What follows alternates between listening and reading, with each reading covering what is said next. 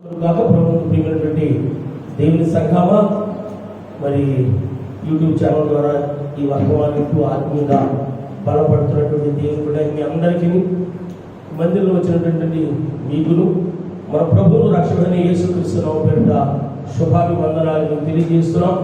దేవుడి ఇంతవరకు మనందరూ కూడా సంరక్షించి కాచి కాపాడి ఏలాగునో ఆయన తేజో మహిమ నిలిచి ఆయన సన్నిధికి ఆయన ఆత్మయు నేత్రములు సంచారం చేసి ఆయన నివాస స్థలానికి సురక్షితంగా క్షేమంగా నడిపించిన దేవునికి రెండు చేతులెత్తి స్తోత్రం చేస్తాం. హల్లెలూయా, హల్లెలూయా, హల్లెలూయా. మంచిది ప్రభువును ప్రియమైన దేవుని బిడ్డలారా, మన ధ్యానాంశంలోకి వెళదాం. మరి గడిచిన వారం ఏ వాక్యం ఉన్నారో చెప్పండి. ఏంటమ్మా కాస్త గట్టిగా. దాటిపోవువాడు కాదు. మనం ఆరాధించుకునే దేవుడు పరిస్థితులను చూసి చెప్పండి దాటిపోయే దేవుడు. బంధువులు దాటిపోవచ్చు, ఫోన్ చెప్తే ఏం సాయం చేయడం చెప్తారు, పలకరిస్తే ఏమడుగుతారు. మంచి మంచి బంధువులు దాటిపోవచ్చు, స్నేహితులు దాటిపోవచ్చు, సంఘస్థులు దాటిపోవచ్చు, అయిన వారందరూ కూడా దాటిపోవచ్చు కదండి. కానీ మనం ఆరాధించుకునే దేవుడు మాత్రము నిలిచి అడిగి మన సమస్యలను పరిష్కరించే దేవుడు. హల్లెలూయా. ఆయన దాటిపోయే దేవుడు కాదు. అటువంటి దేవుడు మనకు ఉండగా ఇంకెందుకు మనకి చింత కదండి. మంచిది ప్రభు ప్రియమైన దేవుని బిడ్డలారా, ఈ వారం మరొక వర్తమానం చెంత దేవుడు మనతో మాట్లాడే ఉద్దేశం కలిగి ఉన్నాడు. మన ధ్యానాంశము ప్రీతికరము. మన ధ్యానాంశం ఏంటంటే ప్రీతికరము లేక ప్రీతికరమైన. సామెతల గ్రంథము 16వ అధ్యాయము, సామెతల గ్రంథము 16వ అధ్యాయము 7వ వచనం. సామెతల 16వ అధ్యాయం 7వ వచనం. ఒకని ప్రవర్తన యెహోవాకు ప్రీతికరమగునప్పుడు ఆయన వారి శత్రువులను సహా వారికి మిత్రులుగా చేయును. చదవబడిన వాక్యం దేవుడు దీవించి ఆశీర్వదించును గాక. మరోసారి వాక్యం చూసుకున్నట్లయితే ఒకరి ప్రవర్తన యెహోవాకు ప్రీతికరమగునప్పుడు, నంబర్ 1 కదండి. ఒకరి ప్రవర్తన యెహోవాకు ప్రీతికరమగునప్పుడు ఆయన వారి శత్రువులను సహా వారికి మిత్రులుగా. ఇంకా అందులో మనం కంటిన్యూ చేసినట్లయితే ఆయనకు ఉన్నటువంటి ప్రతి సమస్య నుంచి విడుదల దయచేసి ఆశీర్వదించే దేవుడుగాను, దీవించే దేవుడుగాను, హెచ్చించే దేవుడుగాను, ఉన్నత స్థలాలలో ఎక్కించే దేవుడుగా ఉండును. దేవునికి స్తోత్రం కలుగుగాక. హల్లెలూయా. ఎప్పుడు మన ప్రవర్తన, మన మాటలు, మన చేష్టలు, మన క్రియలు దేవునికి ప్రీతికరమగునప్పుడు దేవునికి మహిమ కలుగును గాక. మనము మనుషుల్ని సంతోషపరచడం కొరకు ఏం చేస్తామంటే వారికి ఇష్టమైనటువంటి కార్యాలు, ప్రీతికరమైనటువంటి కార్యాలు, సంతోషకరమైనటువంటి పనుల్ని మనం ఏం చేస్తామంటే చేస్తూ ఉంటాం కదండి. ఎవరైనా పెద్దవాళ్ళ దగ్గరికి కింది స్థాయిలో వెళ్ళినప్పుడు వాళ్ళని మంచిగా చేసుకోవడం కొరకు ఖాళీ వెళ్తే బాగోదని ఏం చేస్తారంటే పుష్పపు కూర్చుని సీఎం గారు గవర్నర్ కలవటానికి వెళ్తున్నారు అంటారు. వెళ్ళి ముందు ఖాళీగా వెళ్ళడం, ఎంత పెద్ద బొకే ఉంటుంది ఆ చేతిలో, ఉంటుందా లేదండి. వెళ్ళి బొకే చేతిలో పెట్టి సావ కప్పి ఇంకా గవర్నర్ గారు కృషి కాబట్టి కదండి. అంటే మానవుల్ని చెప్పండి. మానవుల్ని మనం ఏం చేస్తాము? మంచిగా చేసుకోవటానికి, లేకపోతే వారితో మెప్పు పొందటానికి, ప్రశంసలు పొందటానికి, వారికి ప్రీతికరమైనవి, ఇష్టకరమైనటువంటివి ఏం చేస్తాం? చేస్తూ ఉంటాం. ఇంట్లో స్త్రీలు కూడా ఏం చేస్తారంటే మీ పిల్లలకి, మీ యజమానులకి ఏ రీతిగా వండితే ప్రీతికరంగా మనం ఏం చేసాం, మమ్మీ ఏం చేసాం, ఏదో పేరు పెట్టుకుంటారు కదా, సీటీ హాట్ ఏం పెట్టుకుంటారు కదా అయ్యగారు, ఏంటి బా ఏం చేసావు ఈరోజు వంటలు. ఆ రీతి ఏంటంటే వీరు కూడా తన భర్తలకి ఇష్టమైనవి, పిల్లలకి ఇష్టమైనవి, ప్రీతికరమైనవి ఏం చేస్తారు? వంట వార్పులు చేస్తూ ఉంటారు. మన స్వీట్లు రకరకాలవి చేస్తూ ఉంటారు. ఎందుకు? ఆ పిల్లలకి ఇవి ప్రీతికరంగా ఉంటాయి. కొంతమంది స్త్రీలు అయితే వారి భర్తలకి ఇష్టమైనటువంటి బట్టలే కట్టుకుంటారు. ఏమంటే ఈరోజు ఈ చీరని ఖచ్చితంగా చాలా బాగుంటుంది. ఎందుకు? పనికి మన చీర కట్టు తీసేయంటాడేమో తీరతాయి. నువ్వు ఈ చీరలు అమ్మవు, కోత కోసం బంగారులా ఉన్నావు, రేపు అలాగే ఉన్నావు, ఎలాగ ఉన్నావు ఏంటి అంటారన్నమాట. అందుచేత ఏంటంటే వారికి ప్రీతికరమైన బట్టలే వీళ్ళు కూడా ఏం చేస్తారు? ధరిస్తాం. ఈ పురుషులు కూడా ఏం తక్కువ కాదు. నువ్వు చాలా హ్యాండ్సమ్గా ఉన్నావయ్యా, చూస్తే జూనియర్ ఎన్టీఆర్ లాగా ఉన్నావు, అబ్బో అంత మాటలకే మహేష్ బాబులే ఉన్నాను నువ్వు. ఈ రీతిగా వీళ్ళు కూడా తక్కువ కాదు. అక్కలకి ప్రీతికరంగా ఉండేవాళ్ళు వీళ్ళు కూడా ఏంటి తలెంటి నల్లగా చేసుకుని, ఏంటి వయసు పెరుగుతున్నా జీప్ ప్యాంట్ వేసుకుని, టీషర్ట్లు వేసుకుని, ఏంటి వాళ్ళకి ఇష్టకరంగా వీళ్ళు కూడా ఏం చేస్తారు? చేస్తూ ఉంటారు. అంటే నేను చెప్పేది ఏంటంటే మనుషుల్ని మనము సంతోషపరచడం కొరకు వారికి ప్రీతికరమైనటువంటివి, వారికి ఇష్టకరమైనటువంటివి, వారి సంతోషకరమైనటువంటివి మనం ఏం చేస్తామంటే ప్రభువుని ప్రియమైన దేవుని బిడ్డలారా ఏంటి ఏవో చేస్తాం. ఇంకా ఆలోచన చేసినట్లయితే ప్రభువుని ప్రియమైన దేవుని బిడ్డలారా మరి వాళ్ళకి కావాల్సిన బంగారాలు కొనిస్తాము, వాళ్ళకి కావాల్సిన మంచి నచ్చిన వస్త్రాలు కొనిస్తాము, ఇంకా మంచి మంచి ప్రాంతాలు తీసుకెళ్ళి చూపిస్తూ ఉంటాం. ఈ రీతిగా మరి మనం చేస్తూ ఉంటాం మనుషులకి ప్రీతికరమైనది. అయితే ఇవన్నీ కూడా ఈ మనుషుల్ని ప్రీతికరంగా ఏంటి మనుషులతోటి మంచిగా అని అనిపించుకోవడం కొరకు ఇవన్నీ కూడా మనం ఏం చేస్తామంటే చేస్తూ ఉంటాం ప్రభువుని ప్రియమైన దేవుడు. ఎందుకంటే వాళ్ళు మనము ప్రేమిస్తూ ఉంటాం కనుక. అయితే దేవుడు మన ఏ రీతిగా జీవించమంటున్నాడు? దేవునికి మనం ప్రీతికరంగా ఉండటానికి కదండి. మన జీవితము, మన వస్త్రధారణ, మన మాటలు, మన ప్రవర్తన, మన క్రియలు అన్నీ కూడా మనం ఆరాధించుకునే దేవునికి ఇప్పుడు ఎలా ఉండాలి చెప్పండి? ప్రీతికరముగా ఉండాలి. దేవునికి స్తోత్రములు గాక. హల్లెలూయా. ఆయనకి ఇష్టమయముగా ఉండాలి. దానియేలు గురించి మనందరికీ తెలుసు. దానియేలు నీవు నాకు బహు, దానియేలు నీవు నాకు బహు నీ యందు నేను అంటే ఆయన హ్యాండ్సమ్గా ఉన్నాడని ఆయన ధరించిన వస్త్రాలను బట్టా. ఏం బ్రదర్స్ చెప్పండి? ఎందుకు మా స్త్రీలు చెప్తున్నారు దేవుని ఎదుట భయభక్తులు కలిగి నిర్దోషం కలిగి ఏంటి దేవునికి ఇష్టకరంగా జీవించాడు కనుకనే కదండి నీవు నాకు బహు. మనము దేవునికి ఇష్టకరముగాను దేవునికి ప్రీతికరముగాను మనం జీవించాలనే దేవుని యొక్క ఉద్దేశం. దేవుని మానవులకు ఇష్టమైనగాను మరి ప్రీతికరంగా ఉండటానికి ఎన్నెన్నో మనం చేస్తూ ఉంటాం. చేయకూడదని కాదు కానీ చేయాలి కూడా. అయితే అన్నిటికంటే ముఖ్యముగా మనం ఆరాధించుకునే దేవునికి మన జీవితము, మన ప్రవర్తన, మన మాటలు, మన వస్త్రధారం, మన జీవించే జీవన శైలి ఎలా ఉండాలి అంటే ఇష్టమైనగా ఉండాలి. రెండోది ఏంటంటే ఆయనకి ప్రీతికరముగా ఉండాలి. దేవునికి మహిమ కలుగును గాక. హల్లెలూయా.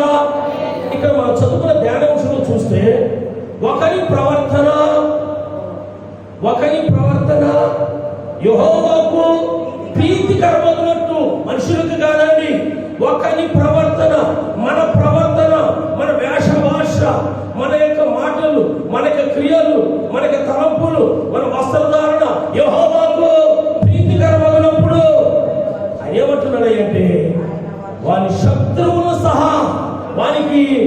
మిత్రులుగా చేస్తాడు. దేవునికి స్తోత్రం చెల్లించు. హల్లెలూయా.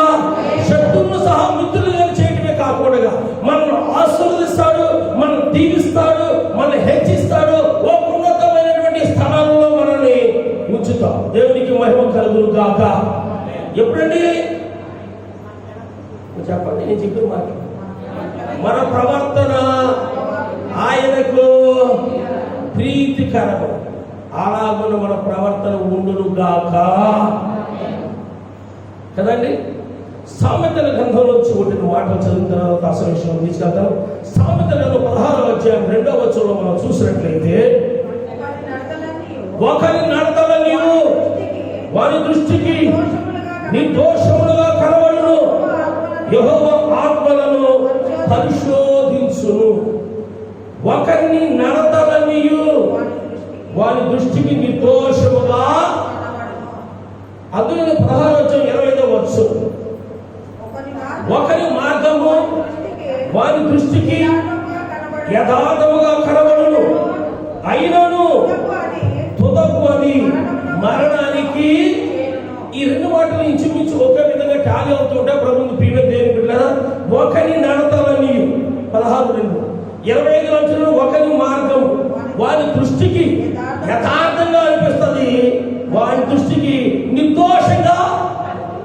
అంటే నేను మంచిగానే జీవిస్తా ఉన్నా, నేను మంచిగానే జీవిస్తా ఉన్నా, నేను మంచిగానే మాట్లాడుతున్నా, నా ప్రవర్తన మంచిగానే ఉంటుందని అతడు అనుకుంటూ ఉండొచ్చు ప్రభుత్వ ప్రియమైన దేవుడు. అయితే యెహోవా ఆత్మలని పరిశోధించే దేవుడై ఉన్నాడు.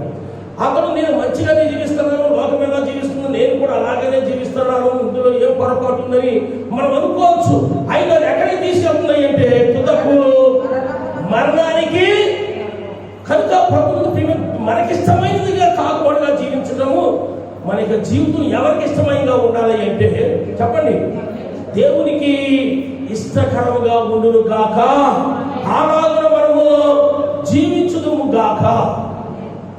పరిశుద్ధ గ్రంథంలో వచ్చి ముగ్గురు వ్యక్తిని, బాగా సుపరిచిత వ్యక్తిని ఏంటి మీకు నేను తెలియజేయాలని ఆశిస్తా ఉన్నాను. ప్రభుత్వ ప్రియమైన దేవుళ్ళారా, మరి వారి జీవితాలు ఎలా ఉన్నాయి, మన జీవితాలు ఎలా ఉన్నాయి, ఇవన్నీ కూడా పరిశుద్ధ గ్రంథంలో పరిశుద్ధుల యొక్క జీవితాలు, వారి యొక్క ప్రవర్తన, వారు ఏ రీతిగా ఆశ్చర్యపడ్డా, ఏ రీతిగా తీర్పుపడ్డా, ఏ రీతిగా మొరపెడితే వారు అడిగిన ఇచ్చారు, ఇవన్నీ కూడా పరిశుద్ధ గ్రంథంలో ఎందుకు రాయించాడు అంటే వారిని మనము మాదిరిగా పెట్టుకుని వారు అడుగు జాడలలో మనము నడవాలని పరిశుద్ధుని దేవుడు ఏం చేసినట్టు మనకి వ్రాయించున్నారు. దేవునికి స్తోత్రం కలుగుగాక. హల్లెలూయా. ఒక నలుగురు వ్యక్తుల గురించి నేను చెప్పాలని ఆశిస్తా ఉన్నాను. వీళ్ళు కుదిరితే కంప్లీట్ చేస్తాను, లేకపోతే ఇద్దరు వ్యక్తుల గురించి నేను చెప్తాను. మొదటిగా ఆశాపు జీవితము, ప్రవర్తన దేవునికి ప్రీతికరం.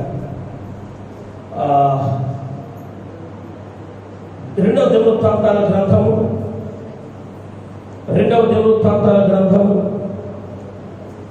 14వ అధ్యాయం 1, 2, 3, 4, 5, 6 వచ్చిన ఆయన ప్రవర్తన ఏ రీతిగా ప్రీతికరంగా ఉందో ఒకసారి మనం ధ్యానం చేసుకుందాం.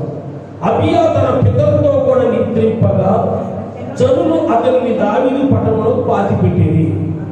అతనికి బదులుగా అతని కుమారుడైన ఆసా రాజాయేను.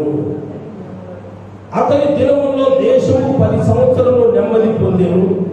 ఆసా తన దేవుడిని యెహోవా దృష్టికి అనుకూలముగాను యథార్థముగాను నడిచిన వాడి అన్య దేవతల బలిపీఠములను పడగొచ్చి ఉన్నత స్థలమును పాడు చేసి ప్రతిఫలను పగలగొట్టి దేవతా స్తంభములు కొట్టివేయించి వారి పితరుల దేవుడైన యెహోవాను ఆశ్రయించినట్టు ధర్మశాస్త్రమును బట్టి విధిని బట్టి క్రియలు జరిగించుటకును యూదా వారికి ఆజ్ఞాపించి ఉన్నత స్థలములను సూర్య దేవతా స్తంభములను యూదా వారి పట్టణంలో నుండి తీసివేసి అతని ఏలుబడి రాజ్యము నెమ్మదిగా ఉండేది.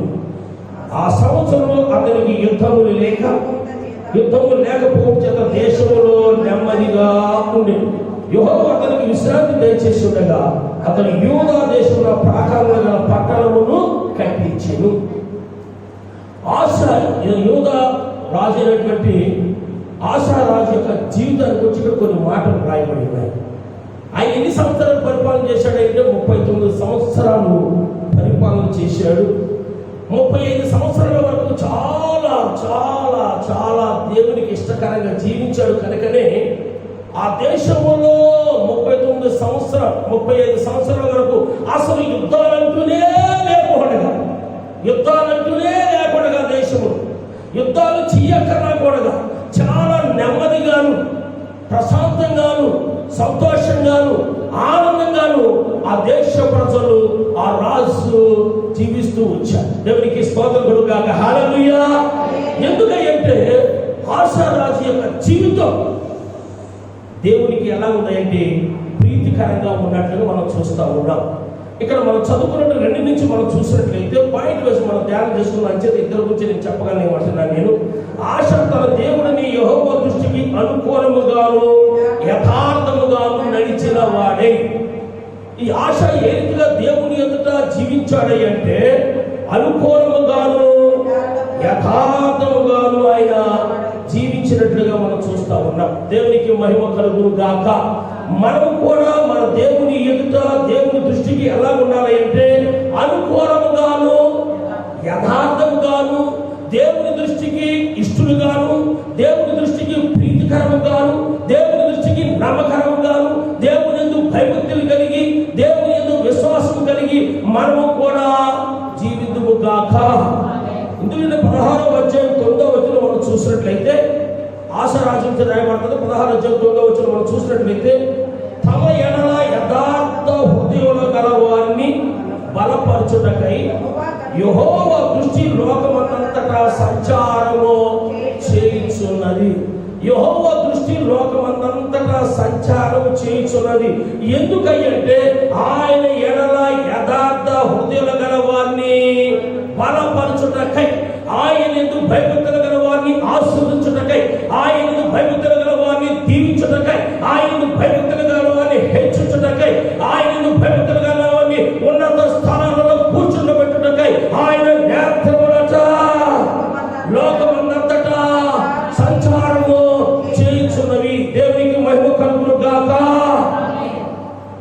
దేవుడు మనల్ని బలపరచాలి అంటే, దేవుడు మనల్ని ఆస్వాదించాలి అంటే, దేవుడు మనల్ని దీవించాలంటే, దేవుడు మనం బాగు చేయాలి అంటే, దేవుడు మనం ఉన్నత స్థానాలలో కూర్చుండబెట్టి ఒక ఉన్నతమైన ఆశీర్వాదాల ద్వారా ఆశీర్వబడి మన శత్రువుల్ని మిత్రులుగా చేసి శాంతి సమాధానంతో జీవించాలంటే మన ప్రవర్తన దేవుని ఎదురు ఏ రీతిగా ఉండాలి అంటే యథార్థముగా ఉండాలి, భయభక్తులు కలిగి మనము జీవించాలి. అక్కడ 14:2 మనం చూసినట్లయితే ఆశ తన దేవుడిని యెహోవా దృష్టికి అనుకూలంగాను యథార్థంగా నడుచుకున్నాడు. కనుకనే దేవుడు ఆ దేశంలో 35-37 సంవత్సరాల వరకు యుద్ధము లేకపోవడంగా శత్రువులను మిత్రులుగా చేసి ఆ దేశమంతా కూడా సంతోష సమాధానంతో జీవిస్తూ వచ్చారు. దేవునికి మహిమ కలుగును గాక. ఇంకా మనం కంటిన్యూ చేసినట్లయితే 3వ వచనం అన్య దేవతల బలిపీఠలను పడగొచ్చి ఉన్నత స్థలములను పాడు చేసి ప్రతిమలను పగలగొట్టి దేవతా స్థలములను కొట్టివేయించి వారి పితరుల దేవుడిని యెహోవాను ఆశ్రయించుటకును, అనగా యోధా దేశంలో నుండి ప్రతి విధమైన దేవతా స్తంభములను కూల్చివేసి, మందిరాలను కూల్చివేసి, విగ్రహాన్ని కాల్చివేసి ఆయన ఎలా జీవిస్తూ వచ్చాడంటే యెహోవాను ఆశ్రయిస్తూ వచ్చాడు. ఆయన యెహోవా దృష్టికి అనుకూలంగా జీవిస్తూ వచ్చాడు. యెహోవా దృష్టికి యథార్థంగా జీవిస్తూ వచ్చాడు. ఆ 4వ వచనం మనం చూసినట్లయితే కదండి, 4వ వచనం వారి పితరుల దేవుడిని యెహోవాను ఆశ్రయించుటకును, ధర్మశాస్త్రం బట్టి విధులు బట్టి క్రియలు జరిగించుటకును యూదా వారికి ఆజ్ఞాపించి ఉన్నత స్థలములను సూర్య దేవతా స్తంభములను యూదా వారి పట్టణంలో నుండి తీసివేసెను. అనగా దేవునికి అయిష్టమని ఏవేవైతే ఆ రాజ్యంలో నెలకొల్పడి ఉన్నాయో వాటిలన్నింటినీ కూడా తీసివేశాడు, వాటిలన్నింటినీ కూడా లైవ్ చేశాడు, వాటిలన్నింటినీ కూడా కాల్చివేశాడు, వాటిలన్నింటినీ కూడా పడగొట్టేశాడు. మన జీవితం దేవునికి ఇష్టకరంగా ఉండాలి అంటే మన హృదయాలలో మన జీవితాలలో కొన్ని విగ్రహాలు ఉంటాయి. ఇక్కడ యూదా దేశంలో ఉన్న రీతిగా నువ్వు దేన్నైతే ఎక్కువగా ప్రేమిస్తున్నావో అదే నీ దేవత, అదే నీ దేవుడు కదండి. అన్నిటిని కూడా మనం ఏం చేయాలంటే తీసివేసుకోవాలి. అప్పుడే మన యొక్క జీవితం ఆయనకి ప్రీతికరంగాను, మనం ఆయనతో యథార్థంగాను, ఆయన ఎదుట ఆయనకి అనుకూలంగాను జీవించిన వారిలో ఉంటాం. దేవునికి మహిమ కలుగును గాక. ఆ దేశంలో దేవునికి ఇష్టమైతే ఏమైనా అన్నింటిని కూడా ఏం చేశాడంటే తొలగించి వేశాడు. 5వ వచనం మనం చూసినట్లయితే యూదా స్థలములను ఉన్నత స్థలములను, సూర్య దేవతా స్తంభములను యూదా వారి పట్టణంలో నుండి తీసివేసి అతని ఏలుబడి యందు రాజ్యము నెమ్మదిగా ఉండెను. అతని ఏలుబడిలో రాజ్యం ఎలా ఉన్నా తెలుసండి? నెమ్మది. ఏ యుద్ధ భయము లేకుండా నెమ్మదిగాను, ప్రశాంతంగాను, ఆహార కొరత కానీ, వాటర్ తాగునీరు కొరత కానీ, ఏ విషయంలో కొరత, ఏ విషయంలో చింత, ఏ విషయంలో సమస్య లేకుండా వారు సంతోషంగా జీవిస్తూ వచ్చారు. దేవునికి మహిమ కలుగును గాక. 15వ అధ్యాయం, అందులో 15వ అధ్యాయం 19వ వచనం మనం చూసినట్లయితే ఆసా ఏలుబడి యందు 35వ సంవత్సరం వరకు యుద్ధములు జరుగా. ఎన్ని సంవత్సరాలు రాకండి? 35 సంవత్సరాల వరకు ఆ దేశం మీద ఏ పరాయి రాజు దండెత్తి రాకపోగా, 35 సంవత్సరాల వరకు ఏ శత్రురాజు కూడా వచ్చి దండయాత్ర చేయకపోగా, ఏ సమస్యలు, ఏ శోధం లేకుండా అక్కడ మనం చూసినట్లయితే యుద్ధము లేకుండా వాళ్ళు ఎలా జీవించారు అంటే యుద్ధ భయం లేక కదండి, చాలా నెమ్మదిగా వాళ్ళు జీవిస్తూ వచ్చారు, సంతోషంగా జీవిస్తూ వచ్చారు, ఆనందంగా జీవిస్తూ వచ్చారు. దానికి కారణం ఆ దేశాన్ని పరిపాలిస్తున్నాడు ఆశా రాజు దేవునికి ప్రీతికరంగా జీవిస్తూ వచ్చాడు కనుక దేవుని మహిమ కలుగును గాక. నీ హృదయంలో ఎన్నో వేదనల చేత వేధింపబడుతూ మనశ్శాంతి లేకుండా కొట్టుమిట్టాడుతున్నావు. నీ కుటుంబంలో శాంతి సమాధానం లేక ఆ కుటుంబం ఒక కల్లోలమయంగా ఆ కుటుంబం నడుస్తూ ఉంటూ నీకు మనశ్శాంతి లేకుండా జీవిస్తూ వస్తున్నావు.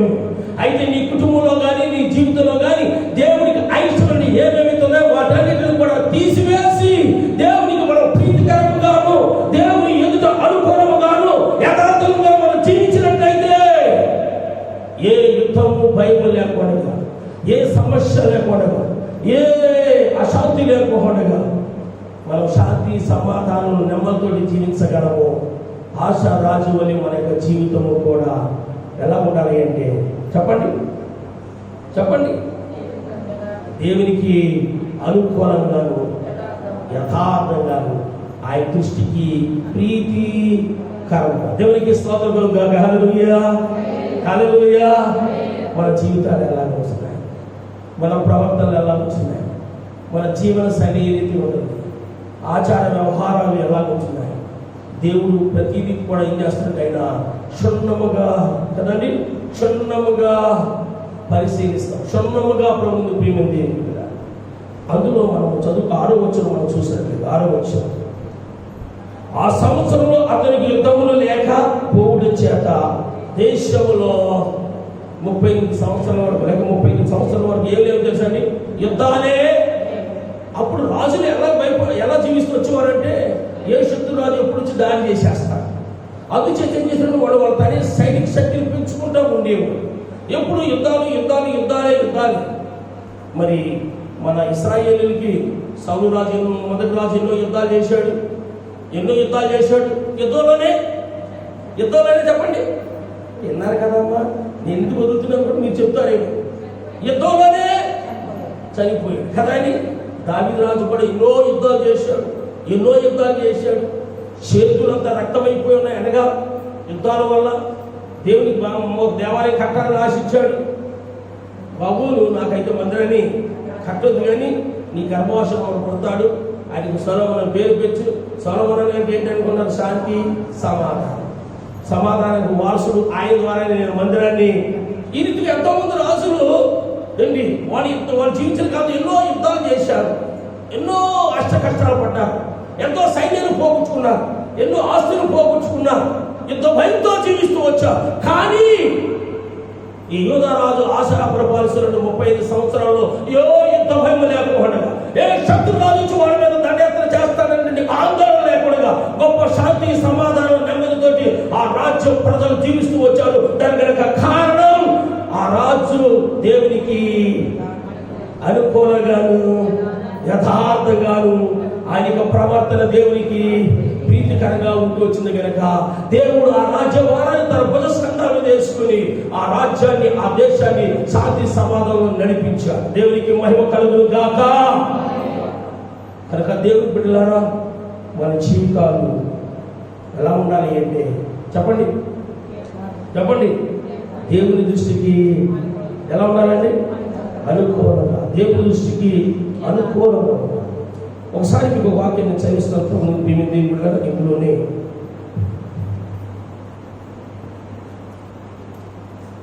ఇంకొక వాక్యం చివరిగా అది 9వ వచనం. తన ఎడల యథార్థ హృదయం గల వారిని బలపరుచుకుంటాయి. యెహోవా కనుదృష్టి లోకమందంతటా. ఇప్పుడు అదే కనుదృష్టి మన మధ్యలో కూడా ఏం చేస్తుంది తెలుసండి? సంచారము చేస్తాం.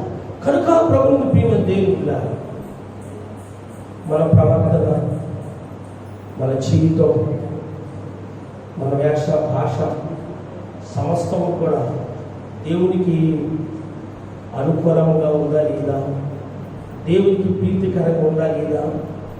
యేసయ్య యోర్దాను నదిలో బాప్తిసం తీసుకుని ఒడ్డు మీదకి రాగానే కదండి, పరిశుద్ధాత్మ పారువలి దిగిరాకుండా చూసాం. అక్కడ ఒక స్వరం కూడా వింటాం. ఏంటంటే, ఇదిగో ఇతని నా ప్రియ కుమారుడు, ఇతని యందు నేను ఆమేన్. హల్లెలూయా, హల్లెలూయా. ఇంట్లో పిల్లలు మమ్మీని ఎప్పుడు పొగుడుతారు చెప్పండి? స్త్రీలుగా ఇంట్లో పిల్లలు మమ్మీని ఎప్పుడు పొగుడుతారు? ఏమా ఆడు ఎప్పుడు షిఫ్ట్లో ఉంటాడు అయ్యా అని నేను చెప్తానంటే ఏమా ఎప్పుడు పొగుడుతారు? ఉద్యోగం నీ పిల్లలు ఎప్పుడైనా పొగిడారా? నేను కొంచెం సత్యవరం పొగిడా? పిల్లలు ఎప్పుడు అంటారు? మమ్మీ ఈరోజు నువ్వు మంచిగా చెప్పండి, చాలా టేస్టీగా ఉన్నాను. ఆ పిచ్చి తల్లి తప్పిపోయి అయిపోతారు. ఎప్పుడు వేసి ఎందుతో గట్టి తప్పి కొద్ది టేస్ట్ కదండి, వస్తాం కదండి. మన యొక్క ప్రవర్తన దేవునికి అనుకూలంగాను యథార్థంగాను నమ్మకంగా ఉన్నప్పుడు, అబ్బా ఈమె నా ప్రియ కుమార్తె, ఈమె యందు నేను, ఇతడు నా ప్రియ కుమారుడు, ఇతడు యందు నేను. కనుక దేవుని బిడ్డ చివరి దినాల్లో ఉన్నాం. దేవుడు మనం చూసి సర్టిఫై ఇవ్వాలి. ఏమని ఇతడు నా ప్రియ కుమారుడు, ఇతని యందు నేను, ఈమె నా ప్రియ కుమార్తె, ఈమె యందు నేను ఆనందిస్తున్నాను. ఇస్తానంటారా లేదంటారా? ఎవరు మాట్లాడతారు? ఎప్పుడు ఇస్తాడు? మన ప్రవర్తన ఆయనకి ఎలా ఉండాలి? ఉన్నప్పుడు. ఇదిగో ఇతడు నా ప్రియ కుమారుడు, ఇతని యందు నేను ఆనందిస్తాను. ఈమె నా ప్రియ కుమార్తె, ఈమె యందు నేను ఆనందిస్తాను. మన యొక్క జీవితం దేవునికి ప్రీతి పాత్రులుగా ఉండును కాక. మన కుటుంబంలో, మన జీవితంలో శాంతి సమాధానం నెమ్మది కలిగి ఉండాలి అంటే మన కుటుంబం అంతా కలిసి నీకు నీవే కాకుండా దేవునికి ప్రీతి పాత్రులుగా జీవించుదుము కాక. ఆ కుటుంబంలో నెమ్మది, ఆ కుటుంబంలో శాంతి, ఆ కుటుంబంలో సమాధానాన్ని ఏ యుద్ధాలు లేకపోగా. మీరు అనుకోవచ్చు, ఏంటయ్యా యుద్ధాలు అనుకోవచ్చు. ఏంటయ్యా యుద్ధాలు అనుకోవచ్చు. రాజులు పరిపాలిస్తున్న దినాలలో ఒక రాజు రెండో రాజు మీద దండయాత్ర చేసి యుద్ధాలు చేస్తూ ఉండేవారు. ఇంట్లోనే యుద్ధాలు జరుగుతూ ఉంటాయి. జరగవండి. ఆ యుద్ధాలు జరగకపోగా ఆ కుటుంబం దీవెనకరంగాను, ఆ కుటుంబం ఆశీర్వాదకరంగాను, ఆ కుటుంబము మరి గొప్ప శాంతి సమాధానంతో నడవాలి అంటే ప్రభు నుండి ప్రియమైన దేవుని సంఘమా, మన కుటుంబ సభ్యులందరి యొక్క జీవితము దేవునికి చెప్పండి ప్రీతికరముగా ఉండును గాక. ఆయన బిడ్డలుగా మన జీవితాలు కూడా ఆయనకు ప్రీతి పాత్రముగా ఉండును గాక. హల్లెలూయా హల్లెలూయా. కనుక ప్రభువుని ప్రియమైన దేవుని బిడ్డలారా, ఇక్కడ ఆశారాజు జీవితం దేవునికి ఏ రీతిగా అయితే అనుకూలంగాను యథార్థంగాను ఉందో మన జీవితాలు కూడా అదే రీతిగాను ఉండును గాక. అక్కడ మనం చదువుకున్న వాక్యం చూసినట్లయితే 5వ అధ్యాయం చివరి వచనంలో అతని ఏలువాని యందు రాజ్యము నెమ్మదిగా ఉంది. 6వ వచనం చూసినట్లయితే ప్రారంభంలో ఆ సంవత్సరంలో అతనికి యుద్ధం లేకపోవడం చేత ఆ దేశంలో అతనికి నెమ్మదిగా ఉంది. ఆ దేశంలో అంతా కూడా శాంతి సమాధానము నెమ్మది, యుద్ధ భయం లేక, యుద్ధాలు లేక. దేవుడు మన ధ్యానాంశం అంటే ఒకరి ప్రవర్తన యెహోవాకు ప్రీతికరమైనప్పుడు శత్రువుల్ని మిత్రులుగా చేసే దేవుడైన దేవునికి మహిమ కలుగును గాక. హల్లెలూయా. మన జీవితం దేవునికి ప్రీతికరంగా ఉంటే నీకు లోకంలో మనుషులు అనేవారు శత్రువుగా లేకపోవచ్చు, ఉన్న వాళ్ళు మీకు మిత్రులుగా చేస్తారు. ఇంకోటి ఏంటంటే నీకు అగనైస్ట్ గా సాధారణ గారు శత్రువులుగా కొన్ని సమస్యలు తీసుకుని వస్తూ ఉంటాడు. అవి బలహీనలే కానీ, లేదా ఆర్థిక సమస్యలే కానీ, ఇరుకుల ఇబ్బందులే కానీ, నీ కుటుంబ సభ్యులే కానీ, ఏ విధమైన సమస్యలు వచ్చినా కానీ వాటిలన్నింటినీ తాను స్వాధీనించుకుని ఆయనే వాటిలన్నింటిని తొలగించి, ఆయనే బాగు చేసి, ఆయనే స్వస్థపరిచి ఏం చేస్తాడంటే నెమ్మదిగాను ఆనందంగాను సుఖ సంతోషంతో ఆ కుటుంబాన్ని వారిని దేవుడు ఆశీర్వదించి నడిపిస్తాడు. దేవునికి మహిమ కలుగును గాక. కనుక మొదటిగా ప్రభువు ప్రియ దేవుని బిడ్డలారా, ఆశా జీవితం దేవుని ఎదుట ఏ రీతిగా ఉన్నాయి అంటే అనుకూలంగాను యథార్థంగా ఉన్న రీతిగా, దేవునికి ప్రీతికరంగా ఉన్న రీతిగా మన జీవితాలు కూడా దేవునికి అనుకూలంగాను యథార్థంగాను ప్రీతి పాత్రంగాను ఉండును గాక. రెండవది మనందరికీ బాగా సుపరిచిత వ్యక్తి యోసేపు గారి యొక్క జీవిత చరిత్ర ఏ రీతిగా దేవునికి ప్రీతికరంగా ఉందో మనందరికీ తెలుసున్న విషయమే. ఒకసారి ఆదికాండము 39వ అధ్యాయంలో మిమ్మల్ని తీసుకుని వెళ్తున్నాను. 39వ అధ్యాయం ప్రభువుకి ప్రియమైన దేవుని సంఘమా, మనము 7, 8, 9, 10, 11, 12 వచనాలు మనం చూసినట్లయితే ఒక చరిత్ర మనకు కనపడుతుంది. ఈ వాక్యాలు మనం చదువుకోగాక. యోసేపు ఎక్కడున్నాడంటే పోతిఫర్ ఇంటిలో నౌకరుగా పనిచేస్తా ఉన్నాడు. యోసేపు ఎక్కడున్నాడంటే పోతిఫర్ గారి ఇంటిలో ఒక నౌకరుగా పనిచేస్తా ఉన్నాడు. మనందరికీ తెలుసు. ఈ పోతిఫరు ఏం చేశాడు? ఇష్మాయేలు దగ్గర కొనుక్కున్నాడు. యోసేపుని కొనుక్కున్నాడు, తన ఇంట్లో పని మనిషిగా పెంచుకున్నాడు.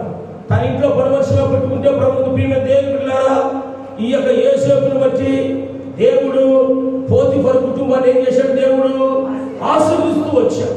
యోసేపుని బట్టి పోతిఫర్ కుటుంబం దేవుడు ఆశీర్వదించాడు కనుక ఒక అన్యుడైనటువంటి పోతిఫరు ఈ హెబ్రీ పిల్లవాడు మా ఇంటికి రావడం బట్టే మేమింతగా దీవపడుతున్నాము, మేమింతగా ఆశీర్వపడుతున్నామని అతను తినడం తాగడం తప్పించి అన్నింటి మీద కూడా ఏం చేశాడంటే యోసేపుని అధికారిగా నియమించేశాడు. దేవునికి స్తోత్రం కలుగును గాక. హల్లెలూయా.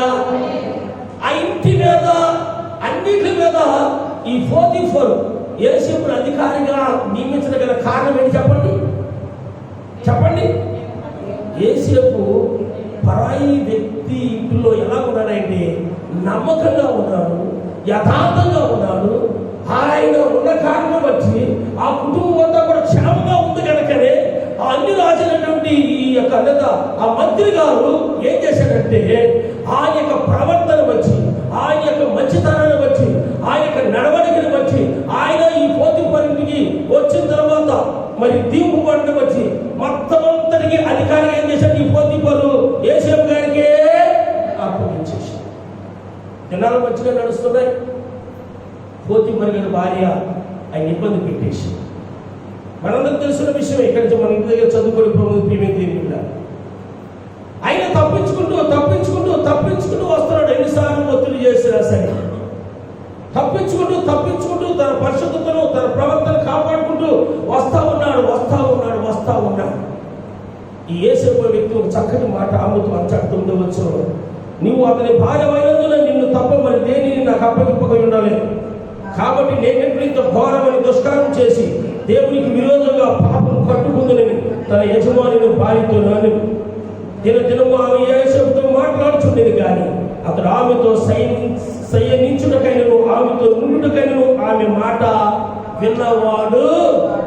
పరాదేశంలో అన్నం లేదు, తోబుట్టులు లేరు.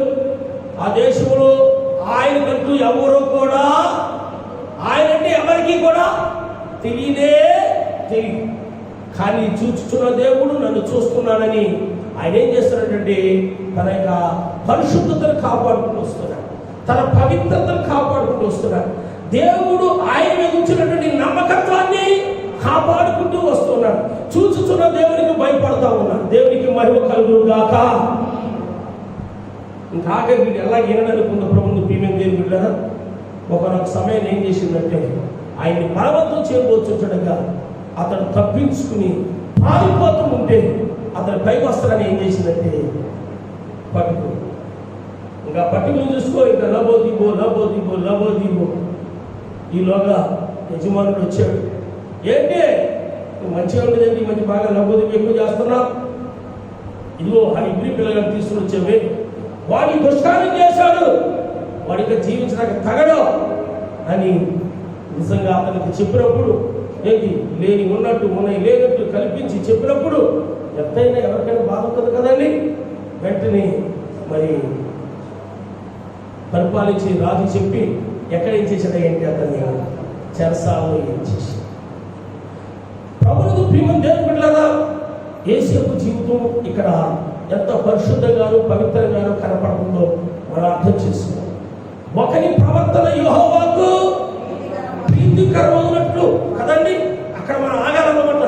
ఒకరి ప్రవర్తన యెహోవాకు ప్రీతికరమైనట్లు, మన ప్రవర్తన దేవునికి ప్రీతికరమైనప్పుడు దేవుడు మన కుటుంబాలు మన పిల్లలను ఆశీర్వదిస్తాడు. దేవునికి స్తోత్రం, హల్లెలూయా. మన ప్రవర్తన దేవునికి ఇష్టకరమైనప్పుడు మనం అడుగు వాటి కంటే ఊహించి వాటి కంటే అత్యధికంగా చేస్తాం. మన ప్రవర్తన దేవునికి ప్రీతికరమైనప్పుడు ప్రతి విధంగా శోధన ఏం చేస్తాడంటే మనల్ని తప్పిస్తాం. మన ప్రవర్తన యెహోవాకు ప్రీతికరమైనప్పుడు మనల్ని మన కుటుంబాన్ని ఆశ్రయించి ఒక ఉన్నతమైన స్థానాన్ని ఉంచుతాం. దేవునికి స్తోత్రం కలుగుగాక, హల్లెలూయా. కొనబడినటువంటి బానిసగా కొనుక్కున్న ఆ వ్యక్తిని ఆ ఇంటన్నిటి మీద ఏం చేశాడు చెప్పండి. దానికి కారణం యేసేపు యొక్క జీవితాన్ని ఆ పోటీపడు చూస్తూ వస్తున్నాడు కనుక, అతను రావటం బట్టి నా కుటుంబం దేవుని పడుతుందని గమనించాడు కనుక తన ఇల్లంతటి మీద ఇన్ఛార్జిగా పెట్టేసి గొప్ప శోధన ఎదుర్కొని వచ్చేసింది యేసేపు గారు. ఆ శోధనలో కూడా దేవుడు ఆయన్ని తప్పించాడు. అతడు ఆ అవకాశాన్ని సద్వినియోగం చేసుకోకుండా, అంటే ఇప్పుడు లోకం ఎలా ఉన్నాయంటే ఇటువంటి అవకాశాలు ఎక్కడ దొరుకుతాయా అని ఆగాలు వస్తూ ఉంటారు. ఈ గలిచి ఆ గలికి ఆ గలిచి ఈ గలికి అక్కడి నుంచి అక్కడికి ఇక్కడి నుంచి అక్కడికి ఏంటి. కానీ ఇతనికి అవకాశం వస్తూ ఉన్నా ఏం చేస్తాడు ఈయన? తన పరిశుద్ధతను కాపాడు కొరకు పారిపోతా వస్తున్నాడు. ఇదంతా ఎవరు చూస్తా ఉన్నారు? చూచుచున్న దేవుడు చూస్తా ఉన్నాడు. దేవునికి మహిమ కలుగును గాక, హల్లెలూయా. సరే, ఆమె తన భర్తతో చెప్పడం, భర్త తీసుకెళ్లి చెరసాలలో ఇచ్చేశాడు. ప్రభువుకు ప్రియమైన దేవుని బిడ్డలారా, దేవుడు యేసేపు గారిని విడిచిపెట్టల. ఆ చెరసాలలో ఉన్నటువంటి ఖైదీలందరికీ అధికారిగా దేవుడు నియుక్తి చేయించాడు. దేవునికి మహిమ కలుగును గాక. ఇందులో చూడండి చక్కటి మాటలు మనకు కనపడతాయి. 20 నుంచి 23 వరకు మనం చదువుతాం. 3 వచనాలే కనుక. అయితే యెహోవా యోసేపుకు తోడై ఉండి అతని కనికరమని అతని మీద ఆ చెరసాల యొక్క అధిపతికి కటాక్షము కలుగునట్లు చేసేను. యెహోవా యోసేపుకు తోడై ఉన్నాడు. రెండవదిగా అతని కనికరపడి అతని మీద ఆ చెరసాల అధిపతికి కటాక్షం కలుగునట్లు. ఇప్పుడు ఒక జైలు ఉన్నదనుకోండి, జైలు సూపరింటెండెంట్. ఇప్పుడు సూపరింటెండెంట్ గారు యేసేపుతో ఒక మాట అంటున్నాడు, ఇదిగో నువ్వు ఖైదీనే, కానీ ఖైదీలు కాదు, నేను ఇన్ఛార్జినే, కానీ నేను ఇప్పుడు ఇన్ఛార్జిని కాదు. ఈ ఖైదీలందరికీ నీవే ఇన్ఛార్జ్. దేవునికి స్తోత్రం కలుగుగాక. ఈ ఖైదీలందరికీ నువ్వే అధిపతివి. ఎవరికి ఏ వర్క్ ఇస్తున్నావు వర్క్ చేయించు, ఎవరితో ఏ పని చేయించాలో పని చేయించు, ఎవరిని ఎలా నడిపించాలో నువ్వే నడిపించు. ఈ జైలందరికీ కూడా నువ్వే అధిపతి. దేవునికి స్తోత్రం కలుగుగాక. హల్లెలూయా. ప్రభువుని ప్రియమైన దేవుని బిడ్డలారా, మాట చూడండి 20వ. అయితే యెహోవా యోసేపుకు తోడై ఉండి అతని యందు కనికరపడి అతని మీద ఆ చెరసాలకు అధిపతికి కటాక్షం కలుగునట్లు చేసేము. 22వ. చెరసాల అధిపతి చెరసాలలో ఉన్న ఖైదీలందరినీ యోసేపు చేతికి అప్పగించు. వారక్కడ ఏమి చేసినో అంతయు అతనే చేయించువారు. 23వ. యెహోవా అతనికి తోడై ఉండెను గనుక. రెండు సార్లు మనకి ఇక్కడ కనపడుతుంది. యెహోవా అతనికి తోడై ఉన్నాడు, యెహోవా అతనికి తోడై ఉన్నాడు. ఆ చెరసాల అధిపతి అతనికి చేతికి అప్పగింపబడిన దేనిని గురించి విచారణ చేయగలడు. అతడు చేయనిది యావత్తు యెహోవా సఫలము. యెహోవా సఫలము అంటే అతడు చెరసాలకు వెళ్ళాడు, కానీ చెరసాల నుండి ఖైదీలు వలి అతడు లేడు. వాటందరికీ ఎలా ఉన్నాడు తెలుసండి? అధిపతిగాను అధికారిగాను దేవుడు ఆయన్ని ఆశీర్వదించాడు. ఆయన చెరసాలలో ఉన్న పోతిఫర్ ఇంట్లో ఉన్న దేవుడు అతనికి తోడుగా ఉన్నాడు. దేవునికి స్తోత్రం కలుగుగాక. హల్లెలూయా. మనం ఎక్కడికైనా బయలుదేరే ముందు ఒక విశ్వాసంతో బయలుదేరతాం. ఏ విశ్వాసంతో? ఏ విశ్వాసంతో చెప్పండి బ్రదర్స్? ఏటీఎం కార్డు జేబులో ఉన్నది కదా, అది దేవుడు మనకు తోడై ఉన్నాడు. మా సిస్టర్ మీరేమిటి బయలుదేరతారు? ఆయన వెనకాల వస్తాను ముందున్నాడు అన్నాడంట కదండి. దేవుడు మనకి నడే వస్తానన్నా మనిషి మళ్ళీ ఎగలిగెత్తున్నాడు చూస్తా ఉంటుంది. ఎందుకు నన్ను వస్తా అన్నాడుగా. ఏమయ్యా వస్తానో రాలేదు, నువ్వు వస్తానో నేను చూసుకుంటూ వెళ్తే బయలుదేరి బయటకు వచ్చాను, ఇలా అర్జెంట్ ఫోన్ వచ్చి వెళ్ళిపోయింది కదండి. ప్రభువుకు ప్రియమైన దేవుని బిడ్డలారా, చెరసాలలో ఉన్న యోసేపుకి దేవుడు తోడయ్యాడు. దేవునికి మహిమ కలుగును గాక. హల్లెలూయా. హల్లెలూయా. దేవుడు ఆయన తోడయ్యాడు కనుకనే దేవుడు ఆయన ఆశీర్వదించి అంతటి వాడిగా ఆ దేశంలో ఆశీర్వదించి ప్రధానిగా దేవుడు నియమించాడు. దేవునికి మహిమ కలుగును గాక. హల్లెలూయా. దానికి కారణం యోసేపు జీవితం దేవుని దృష్టికి యథార్థంగా ఉంది. దేవుని దృష్టికి ఆయన ప్రవర్తన ఎలా ఉందండి? ప్రీతికరంగా ఉంది. దేవునికి స్తోత్రం కలుగుగాక. హల్లెలూయా. చెప్తూ ఉంటారు కదా ఒకసారి, ఇంట్లో రామయ్య. ఏం బ్రదర్స్ వీధిలో అక్కడ ఇంట్లో రామయ్య, మందిరికి వచ్చినప్పుడు ఒకలాగా, మార్కెట్కి వెళ్ళిన ఒకలాగా ఉన్న వరకు మన జీవితం ప్రీతికరంగా ఉన్నట్ట కదండి. మనం ఎక్కడున్నా మన ప్రవర్తన ఎలా ఉండాలి అంటే దేవునికి ఇష్టకరంగా ప్రీతికరంగా ఉన్నప్పుడు దేవుడు మనకి యోసేపుకు తోడైన దేవుడు మనకు తోడై ఉంటాడు. దేవునికి స్తోత్రం కలుగుగాక. హల్లెలూయా. చెరసాలలో అధిపతిగా ఉన్నత స్థానంలో ఉంచిన దేవుడు ఫరో అంతటి వాడిగా చేసి ఫరో పక్కన కూర్చున్న రీతిగా ఒక ప్రధానమంత్రి స్థానానికి ఆయన ఆశ్రయించి దీవించి ఒక ఉన్నతమైన స్థానంలో ఆయన కూర్చోబెట్టే తనకి కారణం చెప్పండి. యోసేపు జీవితం యథార్థంగాను నమ్మకంగాను, యోసేపు జీవితం దేవునికి ప్రీతికరంగా ఉంది కనుక దేవునికి స్తోత్రం కలుగుగాక. హల్లెలూయా. కనుక దేవుని బిడ్డ, మొదటిగా ఆశా జీవితం గురించి మనం ధ్యానం చేసుకున్నాం. ఆయన జీవితం దేవునికి ప్రీతికరంగా ఉంది కనుక, ఆయన జీవితం నమ్మకంగా ఉంది కనుక, ఆయన జీవితం యథార్థంగా ఉంది కనుక ఆ దేశంలో యుద్ధాలకు లేకుండా గొప్ప శాంతి, సమాధానం, నెమ్మదిని ఆ దేశ ప్రజలకు, ఆ దేశ రాజుకి దేవుడు కలగజేశాడు. దేవునికి మహిమ కలుగును గాక. మీ కుటుంబంలో యుద్ధాలు, మీ జీవితంలో యుద్ధాలు, మనశ్శాంతి లేకుండా అశాంతితో జీవిస్తున్నామంటే నీ జీవితం దేవునికి ప్రీతికరంగా ఉందో లేదో ఒకసారి జ్ఞాపకం చేస్తాం. రెండో వ్యక్తిని మనం అనేక మార్లు మనం ధ్యానం చేసుకుంటూ వస్తున్నాం. యోసేపు ప్రవర్తన దేవునికి ఎలా ఉన్నాయంటే, ఎలా ఉందండి? ప్రీతికరంగా ఉంది కనుకనే, ప్రీతికరంగా ఉంది కనుకనే. అన్నలు అమ్మేశారు, మనకు తెలుసు. అన్నలు బావిలో పడేశారు, నీళ్ళ బావిలో. చనిపోయాడులే, ఫిర్యాదులు చేసేవాడు, కంప్లైంట్ చేసేవాడు, చూగులు కొట్టేవాడు అనుకున్నాడు. కానీ దేవుడు ఆ కోతులో యేసేపుకి తోడై ఉన్నారు. దేవునికి మహిమ కలుగును గాక. ఆ గోతులోంచి పైకి తీసి అమ్మేశారు, డబ్బులకి అమ్మేశారు. అమ్మేసి బానిస పశువుగా ఇతరులు తీసుకుని వెళ్ళిపోతా ఉన్నారు. కానీ దేవుడు ఆయనకి తోడై ఉన్నారు. దేవునికి మహిమ కలుగును గాక. కొనుక్కున్నాడు పోతిఫరు వ్యక్తి, తన ఇంటికి తీసుకొచ్చాడు, బానిసగా ఇంట్లో పరవశంగా పెంచుకున్నాడు. అక్కడ కూడా యేసేపుకు దేవుడు తోడై ఉన్నాడు కనుక ఆ ఇంటికి అధిపతిగా చేశాడు. దేవునికి మహిమ కలుగును గాక. అక్కడ తీసుకెళ్లి చెరసాలలో గెలవలసి వచ్చింది. చెరసాలలో కూడా యేసేపుకు దేవుడు తోడై ఉన్నాడు కనుక ఆ చెరసాల అధిపతికి ఆజ్ఞాపించాడు. దీనికి అందరి అధిపతిగా ఇతనే. యేసేపు ఆ చెరసాలలో కూడా ఎలా ఉన్నాడంటే అధిపతిగానే ఉన్నాడు. చెరసాల నుంచి వచ్చిన తర్వాత మరి ఆయన జీవితం ఎలా ఉందంటే తర్వాత కలరామం సంప్రభావం చెప్పడం, ఫరో అతను ఆశ్రయించిన మనందరూ తెలిసిన విషయమే. ఆ దేశం అంతటి మీదకి ఆయన ఏం చేశాడు అని అధికారిగా చేశాడు. దేవునికి మహిమ కలుగును గాక. ఫరో గ్రహాన్ని అధిపతిగా చేశాడు. చెరసాలలో చెరసాలలో అధిపతిగా ఉన్నాడు. చెరసాల నుంచి బయటకు వచ్చాడు, ఆ దేశం అంతటి మీదకి అధిపతిగా చేశాడు. దేవునికి మహిమ కలుగును గాక. సంతోషం కలగట్లేదు అనుకుంటా, ఎందుకంటే దేవుడు అతనికి తోడుగా ఉన్నా. దేవుడు అతను తోడుగా ఉండి అతను హెచ్చించగలిగిన కారణం చెప్పండి. యెహోవా మా యేసేపు జీవితం దేవునికి ప్రీతికరంగా ఉంది. దేవునికి మహిమ కలుగును గాక.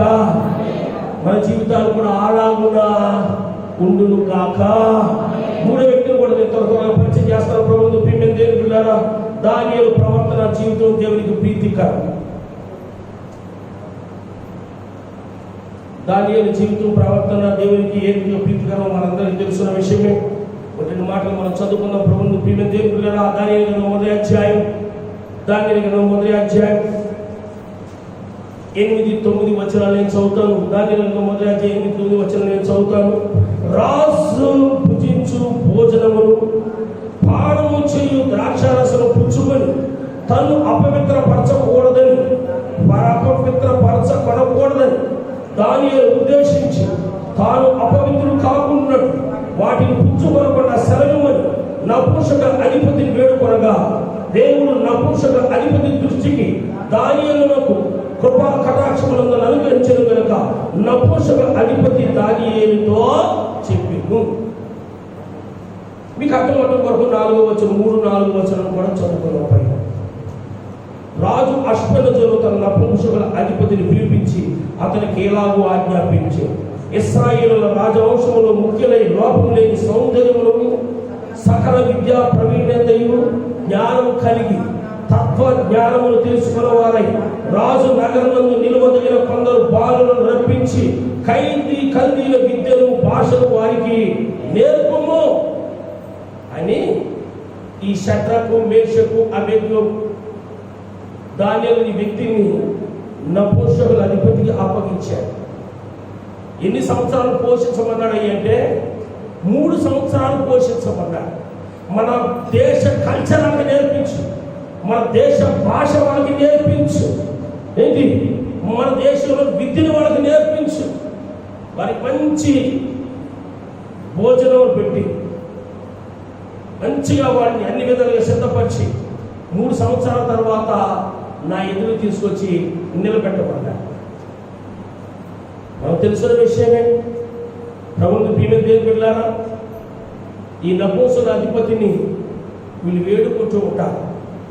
అయ్యా, మీ రాజుగారు చేసే భోజనం మాకొద్దు, మీ రాజుగారు తాగే పానం మాకొద్దు, మాకు ఒక 10 రోజులు శాకాహారమే.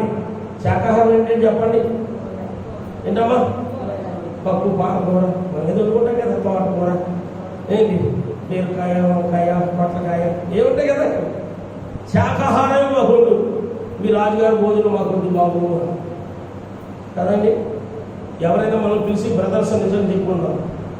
ఈశ్వర్ గారు ఒకవేళ మన ముఖ్యమంత్రి గారు పిలిపించి జేసాను సంఘస్థులందరికీ నేను ప్రతి సండే ప్రేమ విద్య ఇవ్వాలనుకుంటున్నాను అనుకో, బాబు నీ ప్రేమ, నీ చికెన్ వద్దు, నీ మటన్ వద్దు, అయినా పప్పి అంటామా?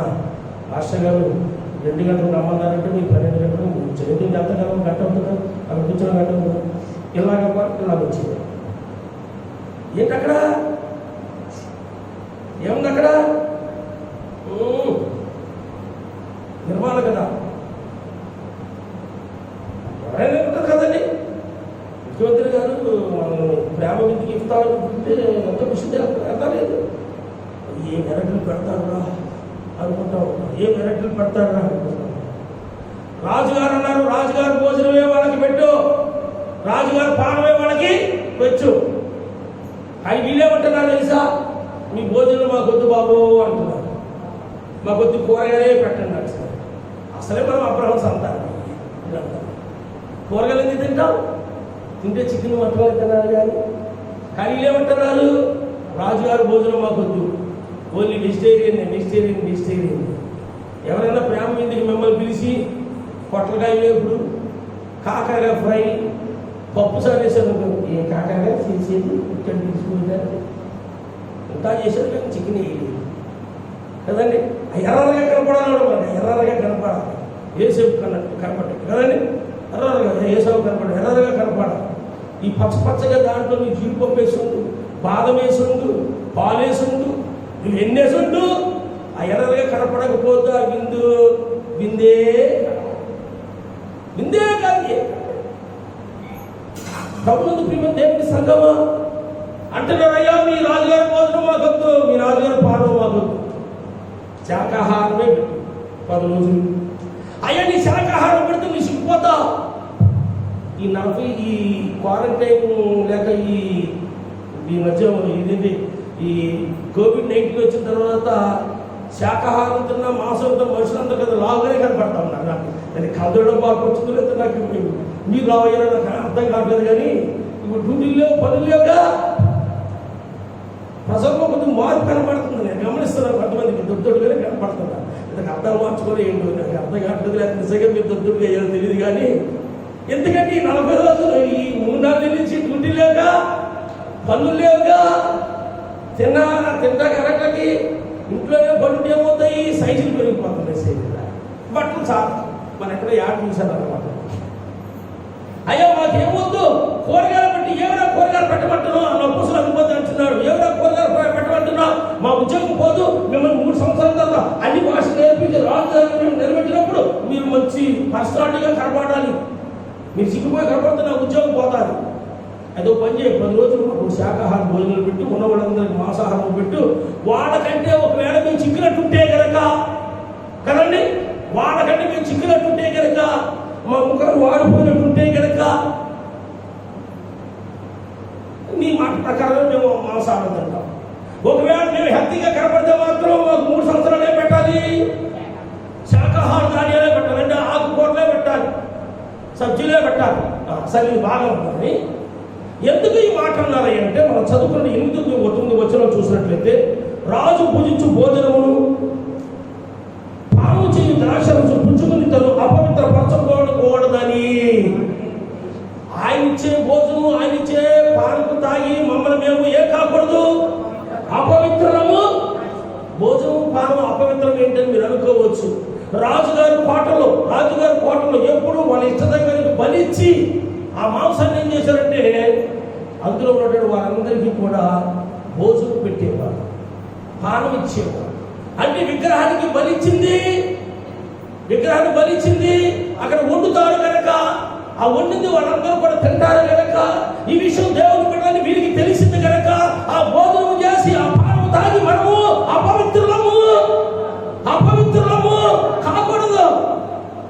ఈ మధ్య న్యూస్లో ఒక న్యూస్ వింటున్నాం, ఈ తాగిపోతు బాగున్నారని మందు బాగుంది ఆంధ్రప్రదేశ్లో కొద్దిగా బ్యాన్ చేశారు ముఖ్యమంత్రి గారు. ఆయా స్టేట్ల నుంచి పక్క స్టేట్ల నుంచి స్మగ్లింగ్ వెళ్తుంది, కొనుక్కుని తాగుతున్నారు. అయితే అక్కడ అమ్ముతున్నారు కానీ చాలా ఎక్కువ రేటు. ఈ మందు బాబులు ఆ ఎక్కువ రేటు కొనుక్కోలేక చేతులకు రాసుకుని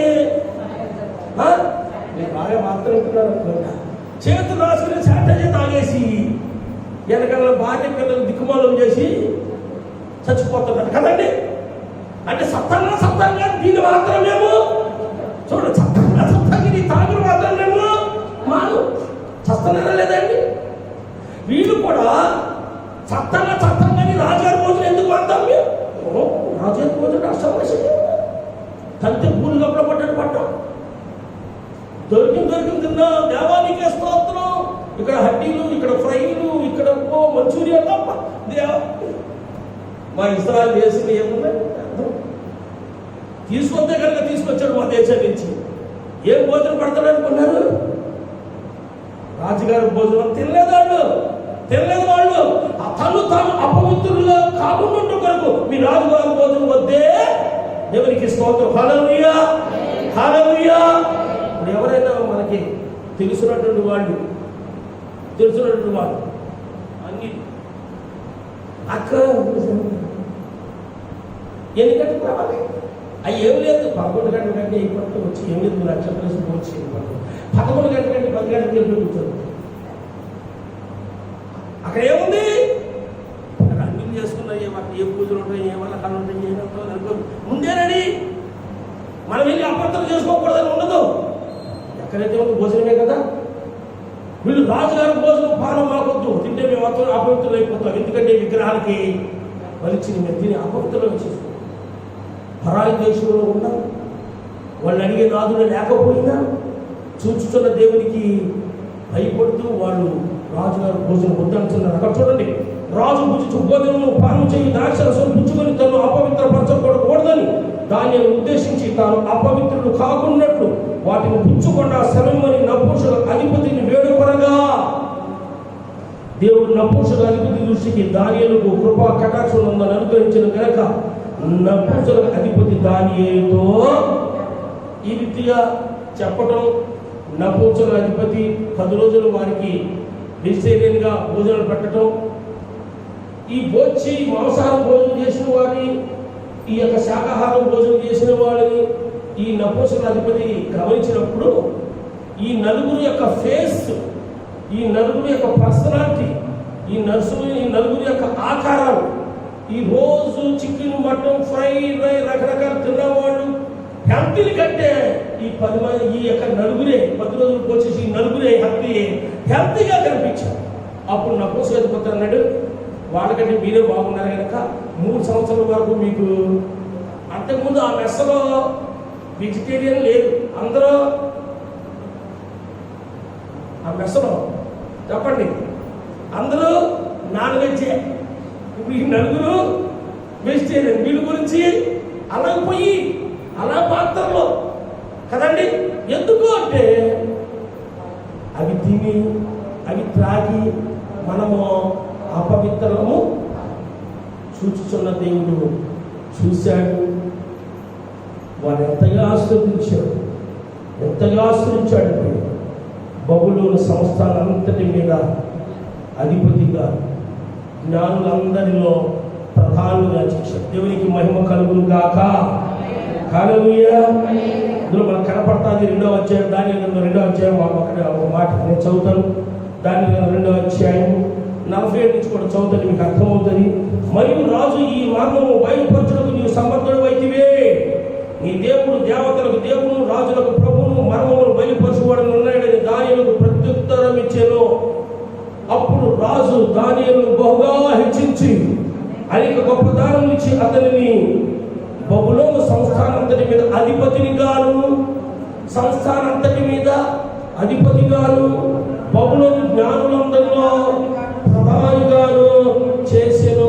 దేవునికి మహిమ కలుగును గాక. హెచ్చించాడా లేదా? ఇక్కడ దానియేలు గారు లేక శద్రకు, మేషకు, అబేద్నెగో యొక్క జీవితం ఎలా ఉన్నాయంటే, పరాయి దేశంలో ఉన్నా కానీ పవిత్రులుగా జీవిస్తూ, దేవునికి భయభక్తులుగా జీవిస్తూ, పాపం వారి యొక్క దేహానికి మనస్సులకి అంటకుండా పరిశుద్ధత కలిగి జీవించాడు కనుకనే వారి యొక్క జీవితాలు దేవునికి ప్రీతిపాత్రులుగా ఉన్నది కనుకనే దేవుడు వారి ఇష్టపడి వారిని ఆశీర్వదించి ఎక్కడుంచాడు అంటే ఒక ఉన్నతమైనటువంటి స్థలాలు ఉంచాడు. దేవునికి మహిమ కలుగును గాక. ఒకని ప్రవర్తన యెహోవాకు ప్రీతికరమైనప్పుడు డాష్ చెప్పండి, వారి శత్రువులను మిత్రులుగా చేయండి. దేవునికి స్తోత్రం. హల్లెలూయా. ఏం చేశాడు? వారందరినీ కూడా ఏం చేశాడు? ఒక ఉన్నతమైన స్థానాలలో, ఒక ఉన్నతమైన ఆశీర్వాదాల ద్వారా ఆశీర్వదించాడు. దేవునికి మహిమ కలుగును గాక. మన ప్రవర్తన కూడా అలాగుననే ఉండును గాక. మనం ఆరాధించుకుని యేసయ్య గురించి ఒక మాట చెప్పుకుని ముగిస్తాం. యోహాను సువార్త 8వ అధ్యాయం 29వ వచనం మనం చూస్తే యేసయ్య తండ్రికి, యేసయ్య జీవితం తండ్రికి, చదవడం వాక్యం ఒకసారి 8:29. యోహాను సువార్త 8:29.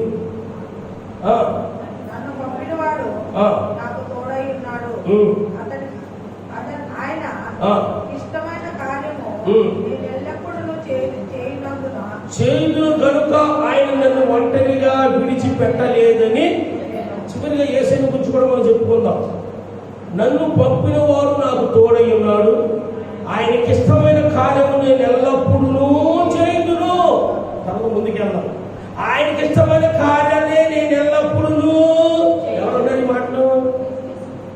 యేసయ్య అంటున్నాడు శిష్యులతో, ఆయనకి ఇష్టమైన కార్యాలే నేను ఎల్లప్పుడూ చేయుదును, ఆయనకి ఇష్టమైన రీతిగానే నేను ఎల్లప్పుడూ జీవిస్తును, నా ప్రవర్తన నన్ను పంపిన నా తండ్రికి ప్రీతికరముగా ఉన్నది అని యేసయ్య అంటాడు. దేవునికి మహిమ కలుగును గాక. అక్కడ అంటున్నాడు, కనుక ఆయన నన్ను ఒంటరిగా ఎందుకు?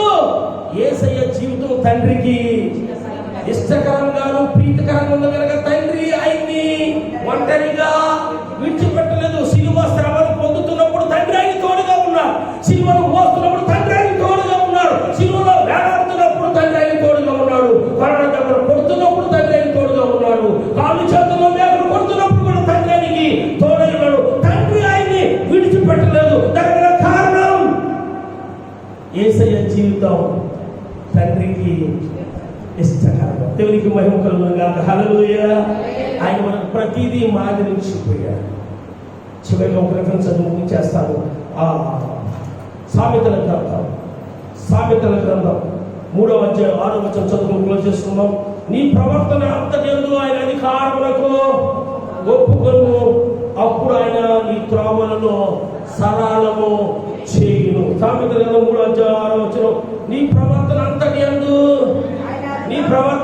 యందు ఆయన అధికారములకు ఒప్పుకొను. నీ ప్రవర్తన అంతటి యందు, నీ జీవించే జీవిత కాలం అంతా కూడా ఆయన అధికారానికి నీవు ఒప్పుకో. అప్పుడు ఆయన నీ త్రోవలు సరళం చేస్తాడు. అప్పుడు నీ కుటుంబాన్ని ఆశ్రయిస్తాడు, నిన్ను ఆశ్రయిస్తాడు, నిన్ను దీవిస్తాడు, నీ శత్రువులు మిత్రులుగా చేస్తాడు, ఆశ్రయించి ఉన్నత స్థానాల్లో కూర్చోబెడతాడు. దేవునికి మహిమ కలుగును గాక. కనుక ప్రభువు దేవుని బిడ్డలారా, దేవుడు 2 సార్లు మనతో మాట్లాడుతూ ఉన్నాడు. ఒకరి ప్రవర్తన యెహోవాకు ప్రీతికరముగా ఉంటుంది, వారి శత్రువుల్ని సహా విత్తరించి. మన ప్రవర్తన ఏ రీతిగా ఉంటుందో మనం ధ్యానం చేసుకుందాం. దేవుడి కొద్ది మాట దిగించి ఆశించిన గాక. ఆమె అందరూ కూడా తనలో వంచు మోకరించి ఒక చిన్న తీర్మానం చేసుకుందాం. మోకాళ్ళకి ఒక చిన్న తీర్మానం చేసుకుందాం. ప్రభువా, చూచుచున్న దేవా, మా జీవితం, నా ప్రవర్తన, నా వస్త్రంగా అర్థం చేస్తున్నాను. ప్రార్థన వచ్చాము. ప్రేమిస్తారు